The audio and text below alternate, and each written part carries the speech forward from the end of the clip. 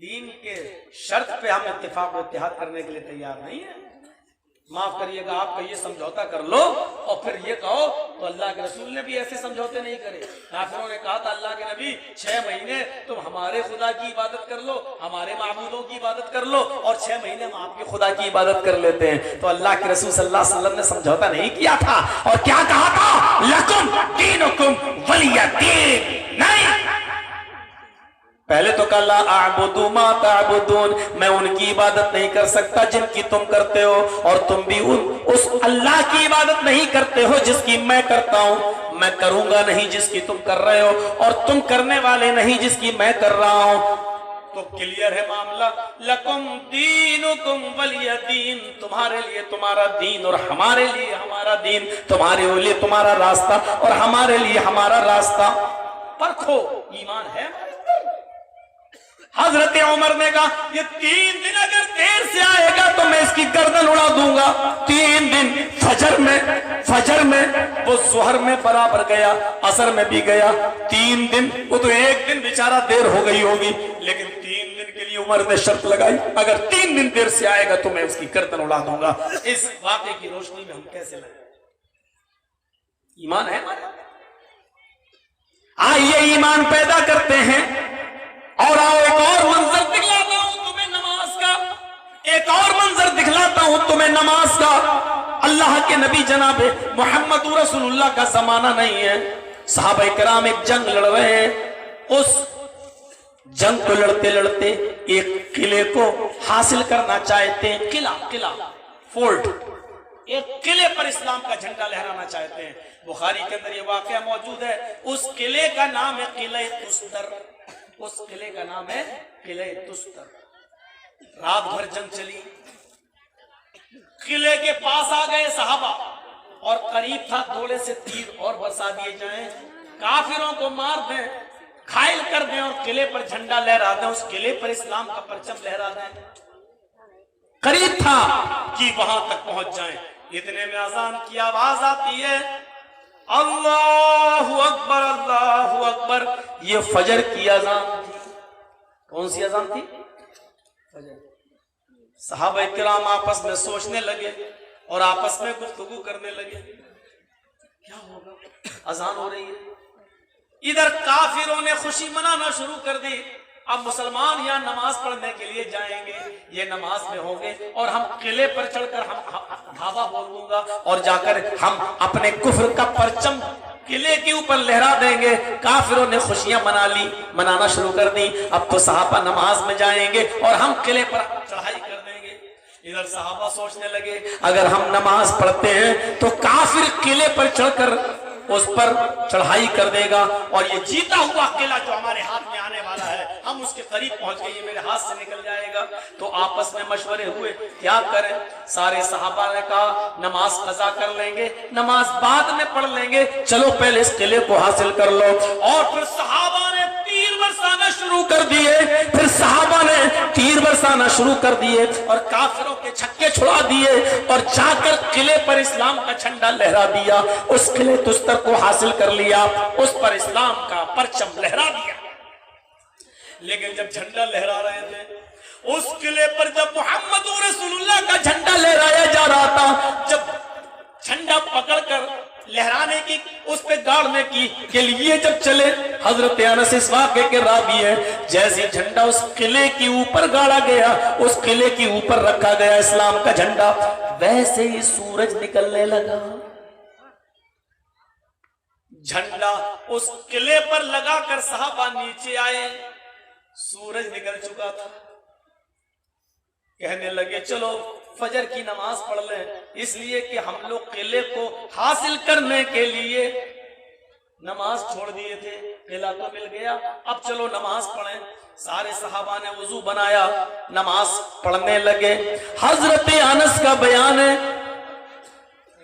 جب سجدے میں گئے सहाबा सजदे में गए, अनस भी सजदे में गए। हजरत अनस इतना रोए, इतना रोए, इतना रोए कि उनके आंखों से गिरने वाले आंसुओं से जमीन में गड्ढा हो गया और जमीन तर हो गई। फिर उठे, फिर दूसरे सजदे में गए, इतना रोए कि सजदे में रोते रोते जमीन तर हो गई। 2 रकातें इस हाल में पड़ी। लोगों ने रोने की वजह पूछी, ऐ अनस इतना क्यों रोए हो? आखिर हम लोगों ने पूरी रात जुए में तो नहीं गुजारी, शराब में तो नहीं गुजारी, खेल कूद में तो नहीं गुजारी, मैच खेलने में तो नहीं गुजारी, क्रिकेट का मैच खेलने और देखने में तो नहीं गुजारी, हमने तो लीडो और कैरम बोर्ड खेलने में नहीं गुजारी, हमने तो पूरी रात जंग लड़ने में और जिहाद करने में गुजारी। ये भी तो एक दीन का काम था। फिर आखिर नमाज अगर दीन के काम के लिए छूट गई, मजबूरी में छूट गई, तो इसमें रोने की क्या वजह है? हजरत अनस कहते तुम ठीक कह रहे हो, ये भी दीन का काम था, मजबूरी थी, और हमने तो मसलहतन नमाज इसलिए नहीं पढ़ी कि झंडा लहरा दिया जाए। अगर नमाज पढ़ेंगे तो काफिर इसी मौके की ताक में आकर हमला कर देंगे और हमें भी मार सकते हैं और किले पर भी हम कब्जा कर सकते हैं। लेकिन मैं इसलिए रो रहा हूं, मैं इसलिए रोया हूं क्योंकि जब से नमाज फर्ज हुई है बाजमात और मैंने अल्लाह के नबी के पीछे भी ये नमाज पढ़ी, उस दिन की तारीख से लेकर आज तक ये मेरी पहली नमाज थी फजर की जो तर्क हुई है। ये मेरी पहली नमाज है जो मैं सूरज निकलने के बाद पढ़ रहा हूं। मुझसे दुनिया की सारी चीजें छीन ली जाती, अनस का पूरा खानदान तबाह बर्बाद हो जाता, मेरे बीवी बच्चे मार डाले जाते और मेरे पूरे कारोबार में आग लग जाती, मेरा पूरा बिजनेस जलकर राख हो जाता। मुझे इतना अफसोस नहीं होता जितना दुख मुझे इस फजर की नमाज के कज़ा हो जाने का हो रहा है, इस फजर की नमाज के छूट जाने का हो रहा है, जो मैं बाद में सूरज निकलने के बाद पढ़ रहा हूं। मेरे भाइयों, इस वाक़े की रोशनी में हर मुसलमान जो यहाँ बैठा अपने गरीबान के बटन खोल कर झांके और बताए और अपने दिल से पूछे, अपने आप से सवाल करे कि अब वो कितना बड़ा मुसलमान लग रहा है, अपनी जबान से हम मुसलमान कहलाने के लायक हैं भी या नहीं? इस वाक़े की रोशनी में हम कैसे? जब से नमाज फर्ज हुई है उस दिन से लेकर अब तक ये मेरी फजर की पहली नमाज है जो मैं सूरज निकलने के बाद पढ़ रहा हूं, वो भी मजबूरी में, वो भी जंग इस्लाम के लिए लड़ रहे हैं। तब यहाँ तो ये नस्ल बैठी है जिसको तकरीरें सुनने का शऊर नहीं है, जो बोल रहे हैं, जो बातें कर रहे हैं, एक दूसरे को चुप करा रहे हैं। अल्लाह के नबी जब खुतबा देते थे तो आपके सहाबा के सरों पर बैठी हुई जो मक्खियां होती थी वो भी नहीं उड़ाते थे।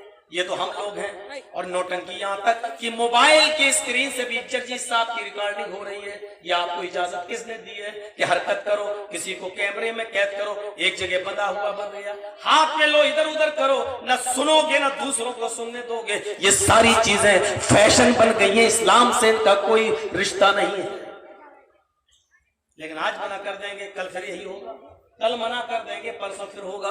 हम तो कुत्ते की उस दुम की तरह हो गए हैं जो टेढ़ी रहती है, कभी सीधा होने का नाम नहीं लेती। अगर उसको 12 साल भी सीधा करने के लिए किसी पाइप में रख दो और 12 साल के बाद भी अगर निकालो तो वो टेढ़ी निकलेगी, सीधी नहीं। जैसे कुत्ते की दुम टेढ़ी होती है, हमें भी टेढ़ा ही रहना आता है। मौलवी जर्जीस, तुम क्या, तुम्हारे बाप की उम्र के लोग भी आए, 80-80 साल के बुढ़े मौलवी भी चीखते और चिल्लाते रहे, हमने उनकी नहीं मानी, तुम तो कल के लौंडे हो, तुम्हारी क्या मानेंगे? बेशर्मी की हद है। हम यह ईमान की बातें कर रहे हैं कि अपने अंदर ईमान पैदा करो, मोमिन कैसे बने। और ये रह गई रस्म अज़ां रूह बिलाली न रही, रह गई रस्म अज़ां रूह बिलाली न रही, फलसफा रह गया तलकीन गज़ाली न रही। अब कहां अज़ानों में वो तासीर रही। हजरत बिलाल अल्लाह की कसम जब अजान दिया करते थे, अल्लाहु अकबर अल्लाहु अकबर, तो हजरत बिलाल की अजान में जो तासीर थी वो ये थी कि फरिश्ते आसमान से जमीन पर बिलाल की अजान सुनने के लिए नाजिल हुआ करते थे। बिलाल जब अजान देते थे, औरतें अपने घरों की छतों पे चढ़ जाया करती थी बिलाल की अजान सुनने के लिए। दरख्तों पर चिड़ियां खामोश हो जाया करती थी, कौवे और परिंदे खामोश हो जाया करते थे बिलाल की अजान सुनने के लिए। उन चिड़ियों में और परिंदों में शऊर आ जाता था, लेकिन ये बेहिस कौम जो यहाँ बैठी है, ये अशरफुल मखलूकात जो यहाँ बैठी है, इसको हिस्स नहीं आती है, इसके अंदर शर्म नाम की कोई चीज नहीं रहती है। परिंदों के अंदर इतना ईमान चल जाता है कि वो बिलाल की अजान सुनते वक्त वो भी गुटरगू ना करें, वो भी चींची ना करें। लेकिन हाय रे ये बदबख्त कौम, इसको समझाने वाला कोई नहीं मिला, और मिला तो इसने उसको भी निकार दिया। इसने इस्लाम की वो कदर ही नहीं की, ईमान को जाना ही नहीं।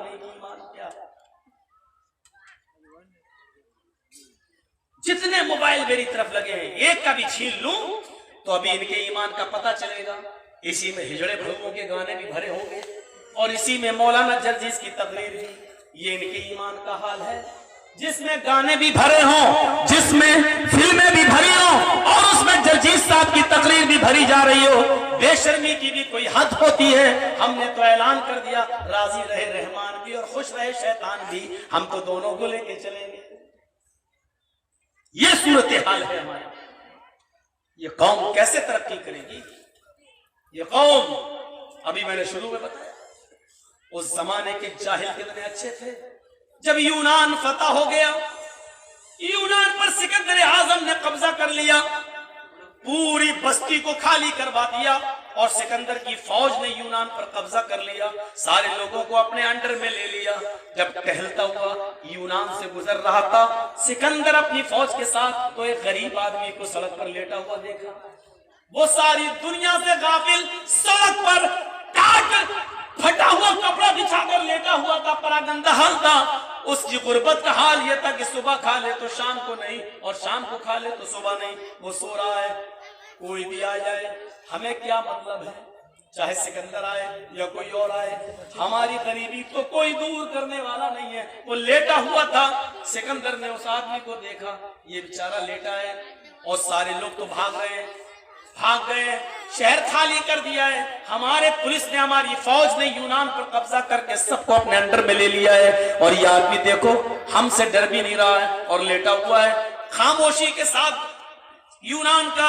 ये सिकंदर आजम जब उसके करीब जाता है, देखता है कि वो गहरी नींद में सो रहा है। सिकंदर ने उसको एक लात मारी, उठ।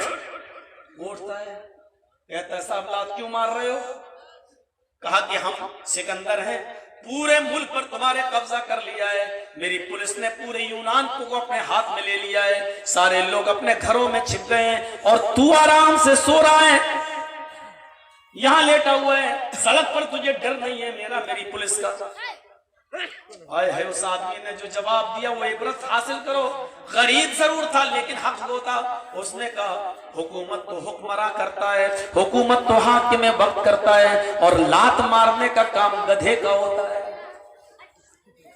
उस आदमी ने कहा लात मारने का काम गधे का होता है। अब मुझे यूनान के बारे में खतरा हो गया है। ऐ सिकंदर, हमारा ये मुल्क यूनान किसी इंसान के हाथ में नहीं गया है, किसी हाकिम वक्त के हाथ में नहीं गया है। इस यूनान की हुकूमत एक गधे को दे दी गई है, और जब गधा किसी मुल्क का हुक्मरां बन जाए, हाकिम बन जाए, तो वो मुल्क कभी तरक्की नहीं कर सकता है। यही गधों जैसी हमारी हालत हो गई है। 2019 में देखिएगा, हमारी इसी नालायकी की वजह से फिर इंसान के हाथ में ये मुल्क नहीं, किसी गधे के हाथ में चला जाए। हमने कह दिया जो कहना था, मुकदमा हम पे चलेगा, तुम तो आराम से सो जाओगे, तुम्हें तो यही सुनना है। मौलवी साहब सुन लिए, बोल दिए बहुत अच्छा लगा। एक केस जो मेरे ऊपर चल रहा है बनारस में, 18 लाख रुपए अब तक मेरा उस केस में जा चुका है, बर्बाद हो चुका है। आप अंदाजा लगाओ, आप तो सिर्फ यहाँ बैठ के सुन लेते हो, और सुनने के बाद कोई फर्क नहीं पड़ता है आपके ऊपर। आह किया, वाह वाह किया, बस बहुत अच्छा बोले और चले गए।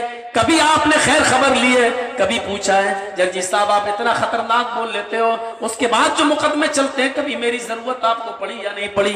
इस कौम ने आज तक इस बात का एक सवाल नहीं किया। मेरे भाइयों, यही से हमें समझ में आता है कि इस कौम को सिर्फ सुनने का शौक है।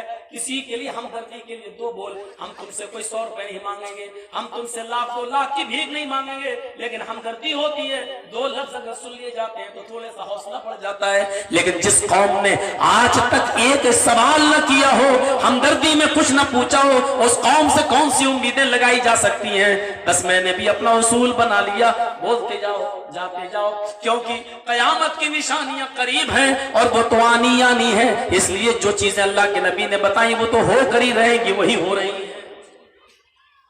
वही जो आदमी जितने ऊंचे पैमाने पर होता है उसका खर्चा भी उसी तरह होता है। अब मेरा वकील जानता है कि मौलाना साहब अच्छा पैसे वाले हैं, तो जो दूसरों से 100 रुपए लेता तो मुझसे 1000 रुपए लेता है। मेरे भाइयों, अब तसव्वुर करो, उसी हिसाब का खर्चा भी उस इंसान का बढ़ जाता है। हमने कोई ऐसे ही इस स्टेज पर नहीं पहुंचे हैं, 36 मुकदमों का सामना किया है, 36 मुकदमे मेरे ऊपर ठोके गए हैं।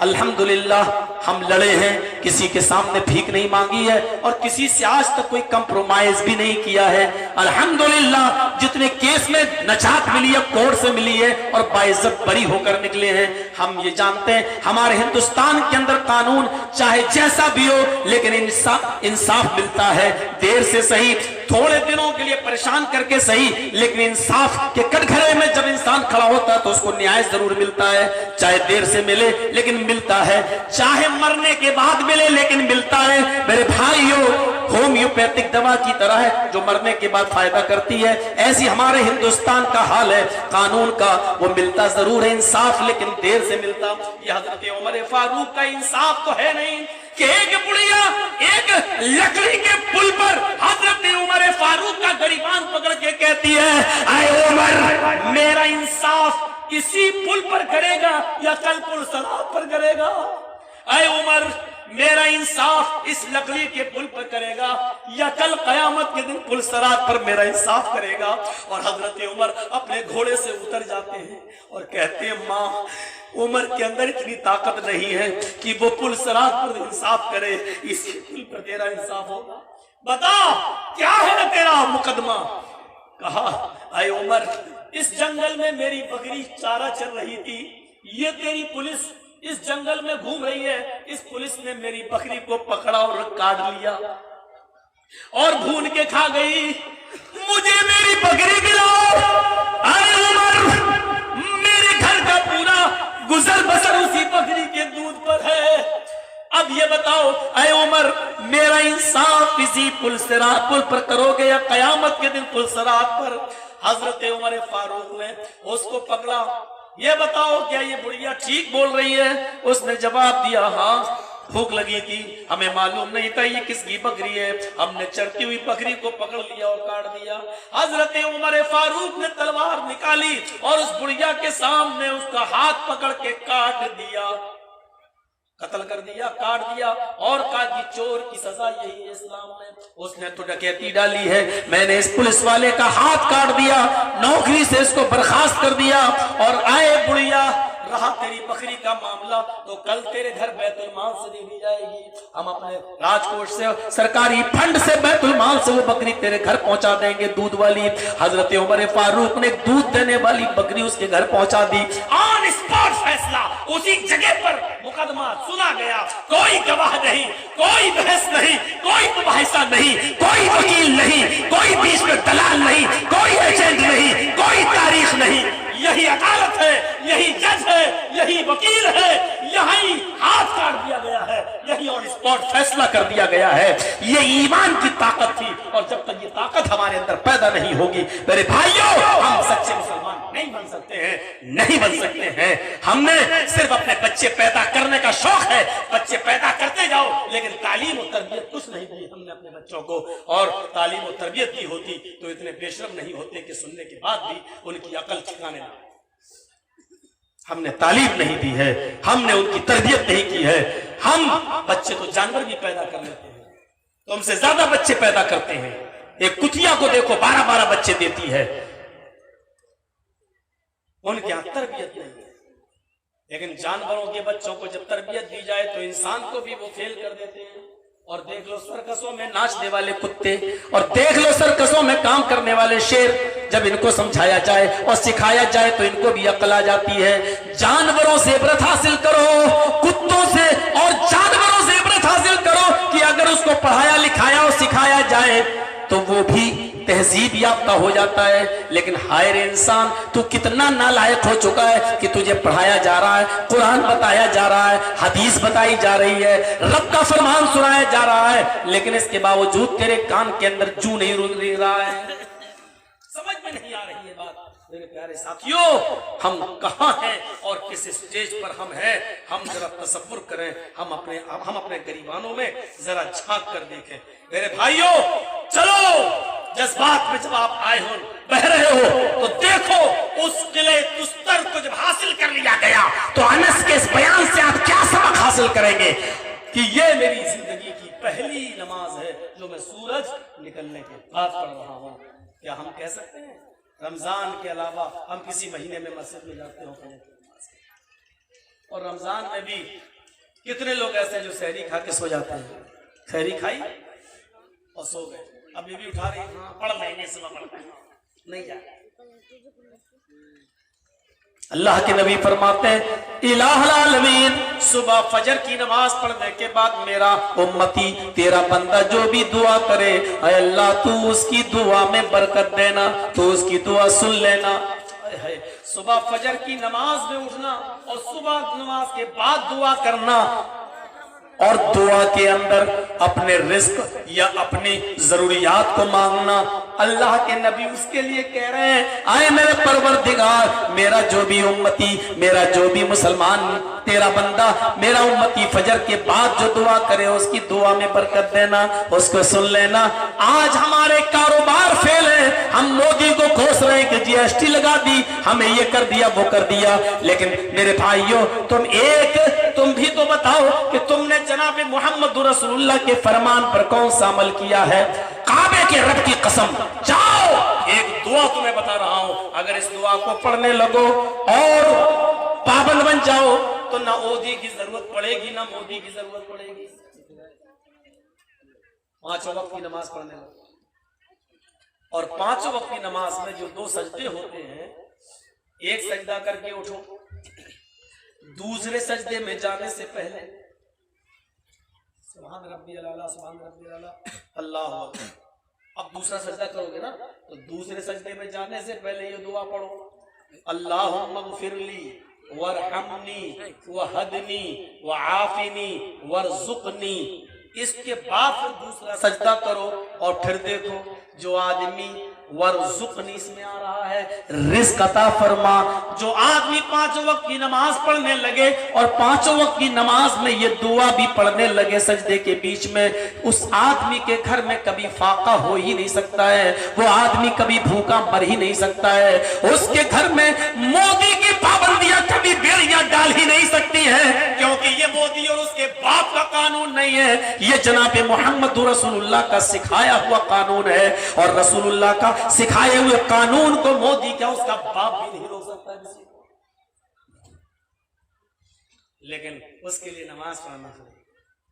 मौलाना ऐसे आप काम बताओ जो नमाज न पढ़ना पड़े, घर बैठे हो जाए, तो फिर उन मौलवियों के पास जाओ जो 51 रुपए लेकर ताबीज दे देते, ले जाओ इसको अपने गले में डाल देना, बरकत हो जाएगी, ले इसको पत्थर के नीचे दबा देना, आसमान से बारिश होगी नोटों की। राम रहीम हो क्या? अगर ऐसी कोई दुआ होती कि जिसको पत्थर के नीचे दबा देने से नोट आने लगे, तो ये मौलवी किसी दूसरे को नहीं बताता, सारे नोट वो अपने घर में रख लेता। इतनी अकल कोई मौलवी बताता किसी को, लो इसको नोट के, ऐसा कोई तावीज नहीं है।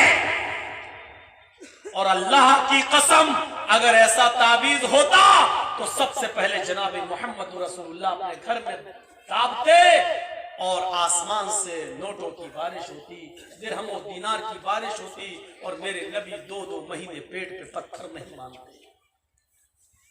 बेवकूफ बना रहे हैं कठपुल्ला, बेवकूफ बना रहे हैं। एक साहब मौलाना साहब तावीज प्रॉब्लम, मौलाना साहब ارے بتاؤ نا بیٹا شرماتے کیوں ہو؟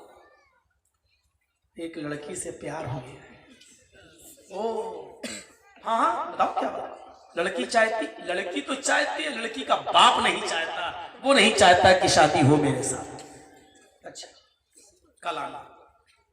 اب مرغا بڑا تھا تو پیسے بھی زیادہ. یہ لو کیا ہوگا؟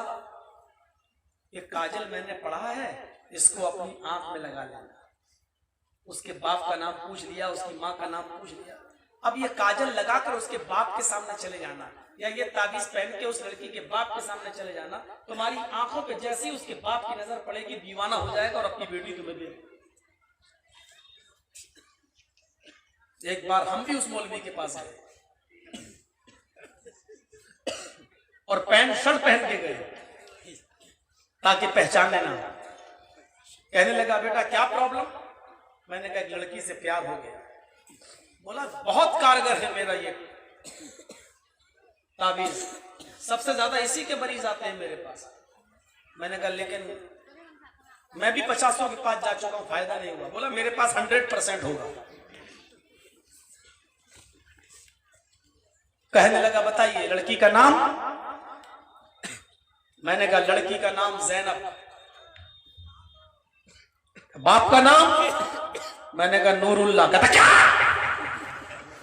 میں نے کہا ہاں. میرا نام لے رہا ہے. میں نے کہا پیار بھی تیری بیٹی سے ہوا تو میں کیا کروں؟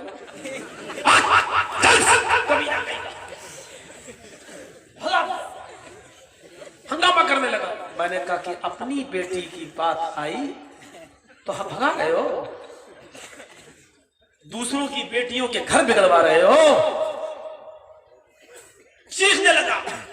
میں نے کہا کہ میں کوئی ایسا ویسا لڑکا نہیں ہوں، جانتے ہو میں کون ہوں؟ پھر میں نے اپنا نام بتایا کہ میں مولانا جرجیس ہوں. بیٹھ ادھر آ، ادھر آؤ، ادھر بیٹھ.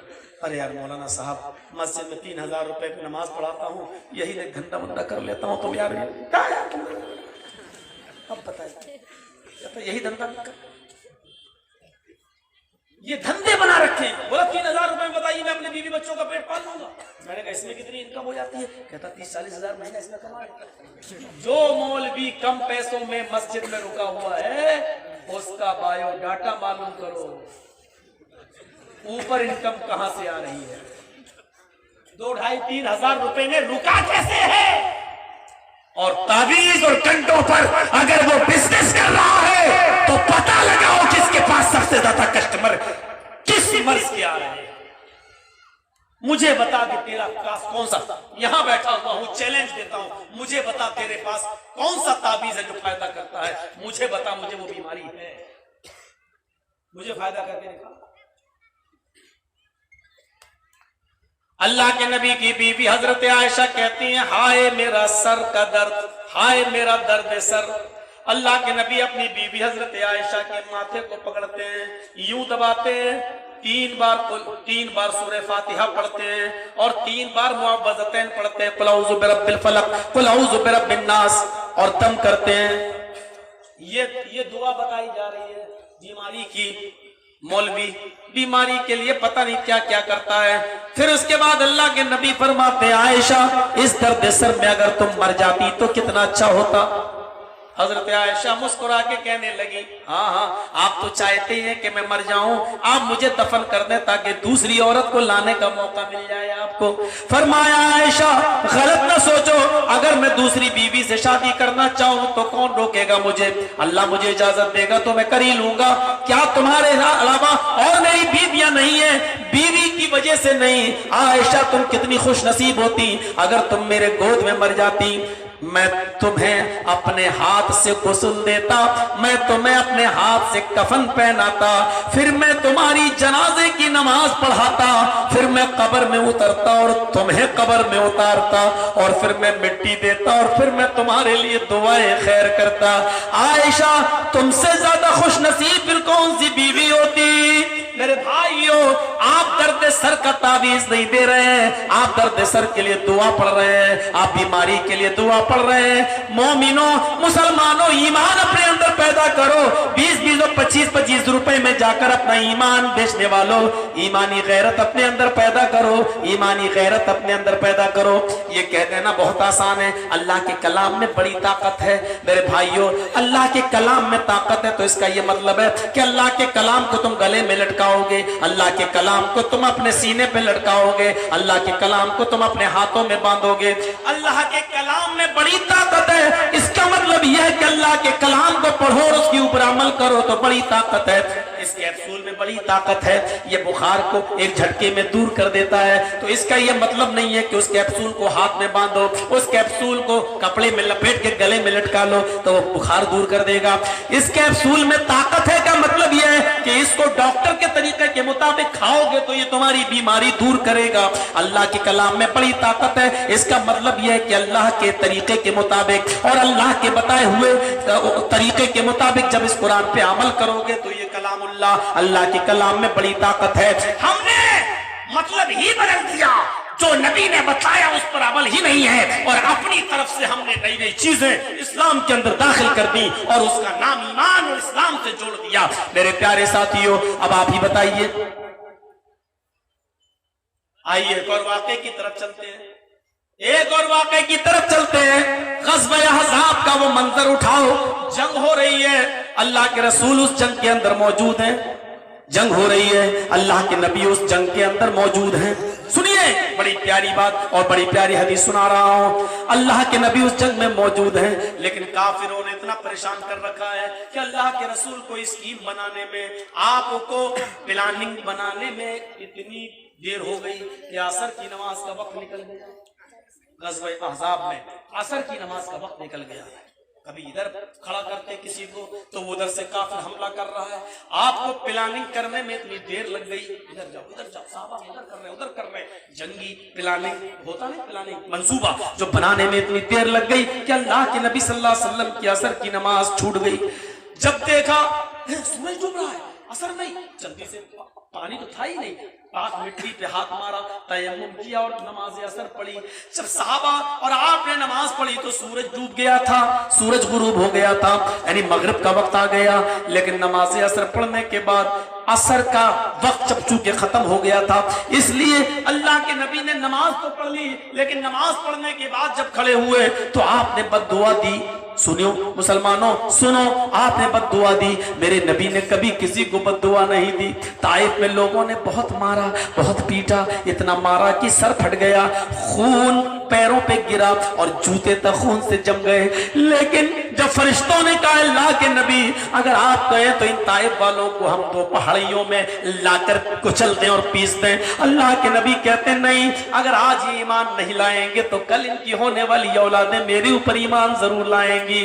फरिश्तों ने कहा आए अल्लाह के नबी आप कहें तो हम इनको बर्बाद कर दें। अल्लाह के नबी कह रहे हैं अल्लाहुम्मा हद कौमी फइन्नहुम ला यअलमून, अल्लाह मेरी कौम को हिदायत दे, ये जानती नहीं है कि मैं कौन हूं।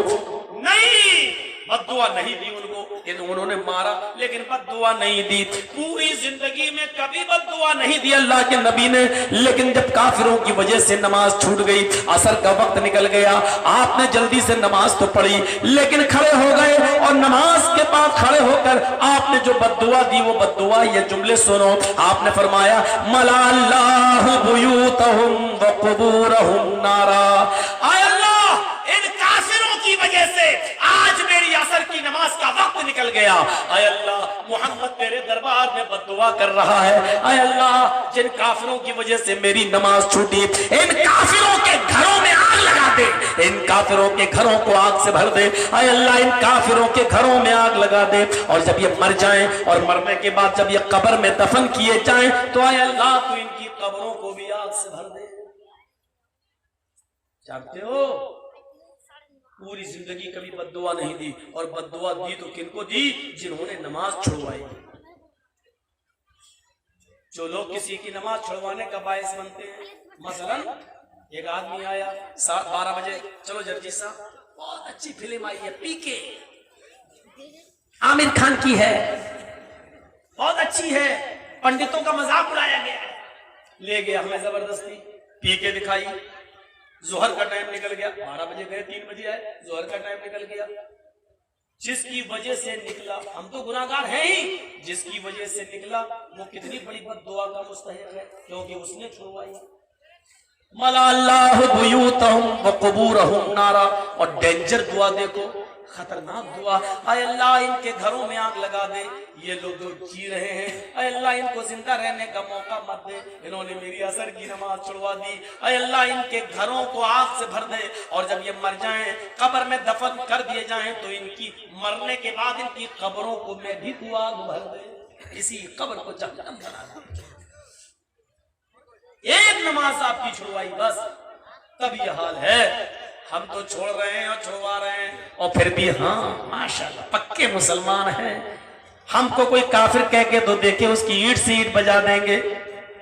ہم سے کوئی کافر کہہ کر تو دیکھے, ہم اس کی اینٹ سے اینٹ بجا دیں گے. آج ایمان نام کی ایک چیز نہیں رہ گئی ہے. اس واقعے کی روشنی میں ہم اپنے آپ کو دیکھیں کہ ہم کیسا لگ رہے ہیں. بتاؤ ایمانداری کے ساتھ ہم کیسے نظر آ رہے ہیں. ذرا تصور کرو, آج شادی ہوتی ہے, نوجوان لڑکا ہے, نام ہے عبداللہ ابن حنزلہ. حنزلہ باپ کا نام ہے, معاف کیجئے گا کچھ لوگ حضرت حنزلہ یہ واقعہ سناتے ہیں. یہ حنزلہ کا واقعہ نہیں ہے, ان کے بیٹے عبداللہ کا واقعہ ہے. حضرت عبداللہ ابن حنزلہ شادی کرتے ہیں, اور شادی کے بعد نئی بیوی ان کے گھر میں آتی ہے. آج پہلی رات ہے, اپنی بیوی کے ساتھ سو رہے ہیں, اور اپنی بیوی کے ساتھ انہوں نے شب زفاف منائی ہے. ہماری زبان میں جس کو سہاگ رات بولا جاتا ہے. آج نئی بیوی آئی ہے, پیار و محبت کی رات ہے, اپنی بیوی کے ساتھ رات گزارتے ہیں. ظاہر ہے کہ شب زفاف بھی مناتے ہیں. ابھی بیوی سے شب زفاف منا کر فارغ ہی ہوئے تھے, اتنے میں جنگ کا اعلان کر دیا جاتا ہے. لوگوں جنگ چھڑ گئی ہے, اپنے گھر سے جلدی نکلو. اس آواز کے بعد اب کوئی بھی آدمی اپنے گھر میں ایک لمحہ نہیں رک سکتا. حضرت حنزلہ نے اسی حال میں اٹھ گئے اور اپنے گھوڑے کو کھول لیا اور میدان جنگ میں جانے لگے. ان کی بیوی جلدی سے پانی لے کر آئی, کہتی ہے میرے شوہر میں جانتی ہوں کہ تم جنگ میں جا رہے ہو. میرے شوہر میں جانتی ہوں کہ آپ لڑنے کے لیے جا رہے ہو. میرے شوہر میں جانتی ہوں کہ آپ میدان جہاد میں جا رہے ہو. ابھی میرے ساتھ ایک رات بھی پوری طریقے سے تمہیں سونے کا موقع نہیں ملا. ابھی میں نے تمہیں پوری طریقے سے سکون بھی نہیں پہنچایا کہ اتنے میں جنگ کا اعلان ہو گیا اور تم جنگ کے لیے جا رہے ہو. آئے میرے شوہر میں روکنے نہیں آئی ہوں, آئے میرے ہسبینڈ میں روکنے نہیں آئی ہوں, آئے میرے سرتاج میں منع کرنے نہیں آئی ہوں. یہ تلوار لے کے آئی ہوں, یہ لے لیجئے, یہ گھوڑے کی لگام میں پکڑیے اور جائیے. لیکن یہ پانی میں لے کے آئی ہوں. ابھی آپ نے میرے ساتھ سمپرک بنایا ہے, جسمانی تعلقات بنایا ہے, ہم بستری کی ہے, ابھی صحبت کی ہے, جمع کیا ہے, ابھی میرے ساتھ رات گزاری ہے, اس لیے آپ ابھی جنبی ہیں, ناپاک ہیں. آپ نہا لیجئے, اور جنگ میں جانا ہے تو کم سے کم پاک ہو کر جائیے. حضرت حنزلہ گھوڑے پر بیٹھ گئے. آئے میری بیوی, دلوں کا حال اللہ جانتا ہے, اب اگر نہاؤں گا تو دیر ہو جائے گی. اور اللہ کے نبی کا اعلان یہ ہے کہ اس اعلان کے بعد اب ایک لمحہ بھی کوئی آدمی گھر میں نہ رکے. اے میری بیوی, میرے پاس اب نہانے کا بھی وقت نہیں ہے. اپنے گھوڑے کو دوڑایا اور چلنے لگے, اور چلتے چلتے کہنے لگے اے میری بیوی 2 4 6 دن انتظار کرنا, اگر آ گیا تو ٹھیک ہے, اور اگر نہیں آیا تو سمجھ لینا کہ تیرا شوہر میدان جنگ میں شہید کر دیا گیا. تو عدت گزارنا اور دوسرا نکاح کر لینا. پھر عبداللہ ابن حنزلہ میدان جنگ میں گئے, لڑنے لگے, لڑتے شہید کر دیے گئے. ان کی گردن پہ تلوار چل جاتی ہے, یہ قتل کر دیے جاتے ہیں. خبر بیوی کے پاس آتی ہے. حضرت عبداللہ ابن حنزلہ کے جسم کو گھر پہ لایا جاتا ہے. اللہ کے نبی کہتے ہیں جلدی سے ان کو دفنانے کی تیاری کرو. شہید کو غسل نہیں دیا جاتا ہے, جو اللہ کی راہ میں قتل کر دیا جائے اس کو نیا کفن نہیں پہنایا جاتا ہے, اس کو اسی حال میں دفن کر دیا جاتا ہے جن کپڑوں میں وہ قتل ہوتا ہے. اللہ کے نبی نے ان کی بیوی کی طرف اشارہ کیا کہ ایک نظر ان کی بیوی کو اپنے شوہر کی باڈی دکھلا دو. بیوی نے اپنے شہید شوہر کے جسم کو دیکھا, کئی جگہوں سے چھلی ہے, گردن پر بھی تلوار پڑی ہوئی ہے. ایک رات کی بیاہی ہوئی عورت ہے, اب ایک رات ہی گزارا تھا اس کے شوہر نے. اپنے شوہر کو دیکھتی ہے, کہتی ہے اللہ کے نبی میرے شوہر کو غسل دے دیجئے اور جلدی سے ان کو دفنانے کی تیاری کیجئے. اللہ کے نبی فرماتے ہیں اے حنزلہ, اے عبداللہ کی بیوی, تیرا شوہر شہید ہوا ہے, شہید کو غسل نہیں دیا جاتا ہے. یہ مسئلہ تو تمہیں معلوم ہونا چاہیے. تیرے شوہر کو اسی حال میں دفن کر دیا جائے گا, انہی کپڑوں میں دفن کیا جائے گا, تو کہ قیامت کے دن یہ اپنی قبر سے اسی حال میں اٹھیں گے کہ ان کے جسم سے خون گر رہا ہوگا, اور اللہ ان کے جسم سے گرنے والے خون کو دیکھ کر کہے گا میں اپنے بندے سے کیا حساب لوں, یہ تو میرے لیے اپنی جان تک قربان کر کے چلا آیا, جاؤ بغیر حساب و کتاب کی جنت میں داخل کر دو. حنزلہ کی عبداللہ کی بیوی چیخ پڑی, اے اللہ کے نبی میرے شوہر کو غسل دینا پڑے گا. اللہ کے نبی کہتے ہیں میں نبی ہوں, میں رسول ہوں, طریقہ میرا چلے گا یا تیرا چلے گا؟ کہنے لگی ان اللہ لا یستحی من الحق, اللہ حق سے نہیں شرماتا, مجھے بتانا پڑ رہا ہے. اے اللہ کے نبی میں اس غسل کی بات کر رہی ہوں جو بیوی سے ملنے کے بعد ایک شوہر پر فرض ہو جاتا ہے. میری شادی ہوئی, میرے شوہر نے میرے ساتھ رات گزاری, میرے ساتھ جسمانی تعلق قائم کیا, اور اسی وقت آپ کا اعلان ہوا اور یہ بغیر غسل کیے ہوئے چلے گئے اور شہید کر دیے گئے. انہوں نے غسل نہیں کیا تھا, اس لیے آپ غسل دے دیجئے ان کو. اللہ کے رسول نے آسمان پہ نظر ڈالی, اے اللہ کیا کروں, عبداللہ کی لاش کے ساتھ, عبداللہ کی ڈیڈ باڈی کے ساتھ میں کیا کروں. انہوں نے تو غسل جنابت بھی نہیں کیا. تھوڑی دیر کے بعد آسمان سے نظریں ہٹائیں, آنکھوں میں آنسو آئے, اور پھر فرمایا اے عبداللہ کی بیوی, اللہ نے کہہ دیا ہے اس کو ایسے ہی دفن کر دو, غسل کی ضرورت نہیں ہے. حنزلہ کی بیوی عبداللہ کی بیوی کہتی ہے اے میرے اللہ, اے میرے رسول, اے میرے حبیب, سمجھ میں نہیں آ رہا ہے. فرمایا سمجھ میں نہیں آ رہا ہے, اے عبداللہ ابن حنزلہ کی بیوی, اس لیے تیرے شوہر کو غسل نہیں دیا جائے گا, میں نہیں دوں گا, کیونکہ تیرے شوہر کی شہادت کے بعد آسمان سے 70,000 فرشتے نازل ہوئے, اور 70,000 فرشتوں نے تیرے شوہر کو غسل دے دیا ہے. تیرا شوہر غسیل الملائکہ ہے, ایک نے نہیں 70,000 فرشتوں نے تیرے شوہر کو غسل دے دیا ہے. اب اس کو میرے غسل کی ضرورت نہیں ہے, جاؤ صحابیوں عبداللہ ابن حنزلہ کو دفن کر دو. یہ کون سا ایمان تھا, یہ کون سا ایمان تھا. شادی ہوئی, پوری رات بھی اپنی بیوی کے ساتھ نہیں سوئے, جہاد کا اعلان سنا اور نکل گئے اور میدان جنگ میں شہید ہو گئے. بیوی کے ہاتھ کی مہندی بھی نہیں ہٹنے پائی تھی, 24 گھنٹے بھی اپنے شوہر کے ساتھ نہیں رہی اور بیوہ ہو گئی. اور پھر زندگی بھر لوگوں نے کہا کہ دوسرا نکاح کر لے, اپنی جوانی کو کیوں برباد کر رہی ہے, ابھی تو جوان ہے, ابھی تجھے سہارے کی ضرورت ہے. لیکن حنزلہ, عبداللہ ابن حنزلہ کی بیوی نے پھر پوری زندگی غسل نہیں, پھر پوری زندگی شادی نہیں کی. جب بھی لوگ کہتے ہیں ایک دن اللہ کے نبی نے بھی کہا اے عبداللہ ابن حنزلہ کی بیوہ بیوی کیوں ظلم کر رہی ہے اپنے آپ پر, جا عدت تیری پوری ہو گئی ہے, اب تو دوسری شادی کر لے, تجھے موقع. اور تیرا شوہر بھی کہہ کر گیا تھا, کہنے لگی اے اللہ کے رسول, اے اللہ کے رسول, کیا آپ نہیں چاہتے ہیں کہ قیامت کے دن مجھے میدان محشر میں پکارا جائے اور یہ کہا جائے اے عبداللہ ابن حنزلہ کی ایک رات کی بدوا, ایک رات کی بیوہ, تو نے بھی اپنے شوہر کے انتظار میں پوری زندگی نہیں گزاری, پوری زندگی نہیں, تجھے بھی جنت کے اندر تیرا وہی شوہر تجھے دیا جائے گا جو دنیا میں مجھ سے چھوٹا ہے, جو دنیا میں مجھ سے دور کیا گیا ہے.